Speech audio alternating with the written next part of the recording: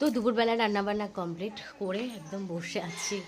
আর এখনও বসে থাকতে ভীষণ আরাম লাগে, কারণ শরীরটা বেশ খারাপ। কাল রাতে ভীষণ বাড়াবাড়ি হয়েছিল, সর্দি কাশি এক তো হয়েছে।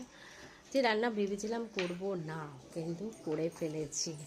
কি রান্না করলাম দুপুরবেলায় দেখো, দেখিয়ে দিই। দেখো এখানে গরম গরম ভাত, মাঝখানে একটা ডিম, সেদ্ধ করার ডিমটাকে আমি রেখে দিয়েছি যাতে এই ডিমটাও গরম হয়ে যায়। সেদ্ধ করা একদম ডিম, তাহলে আমাকে আর আলাদা করে সেই ডিমটাকে সেদ্ধ করার কোনো প্রয়োজন নেই। একদম ধোয়া উঠছে কিন্তু ভাত দিয়ে, তো ক্যামেরা হয়তো বোঝা যাচ্ছে না, হালকা হালকা একটা ধোয়া উঠছে। আর এখানে করে নিয়েছি আমি মাছ।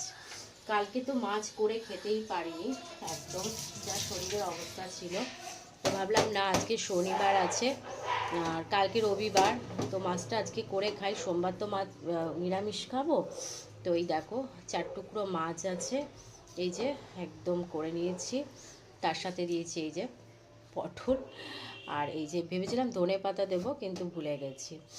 এখানে মাছগুলো ভেতরে ঢুকে গেছে, একটু আলু দিয়েছি। যাই হোক, এটা এখন ঢেকে রাখবো।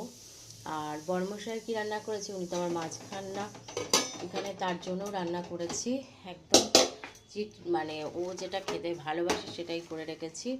দেখো পেঁয়াজ কলি আলু ফ্রাই করে রেখেছি, আর ওটাকে এইভাবেই রেখেছি যাতে তেলগুলো একদম টেনে নেয়। তো যাই হোক, এটাকে এখন ঢেকে রাখবো। আর এটা তো আদার পেস্ট আছে, এটাকে দেখানোর কিছু প্রয়োজন নেই। আর এখানে কিছুটা খাবার ঢেকে রেখেছি, কারণ ওখানে রাখতে একটু সমস্যা হয়ে যাচ্ছে।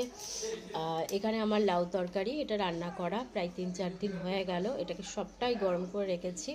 আর এই যে মুসুরি ডাল সেদ্ধ, আর আমার মেথির শাক, বরমশাই ডাল সেদ্ধ আর ওই ভাজাটা দিয়ে খাবে, আর ডিম। আর এই পদগুলো আমার সব, এই দুটো পদ। তো যাই হোক, তো আর কি, এখনও শরীরটা আমার বেশ খারাপ, কথা শুনে অনেকটাই তোমরা বুঝতে পারছো।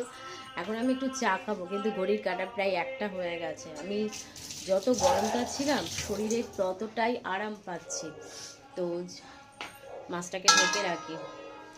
তো চলো ভিডিওটাকে এখন এন্ড করি। ভিডিওটা ভালো লাগলে প্লিজ লাইক করো, কমেন্ট করো, শেয়ার করো, আর সাবস্ক্রাইব করতে ভুলে না। চলো এখনকার মতন টাটা, আবার পরের ভিডিওতে দেখা হবে।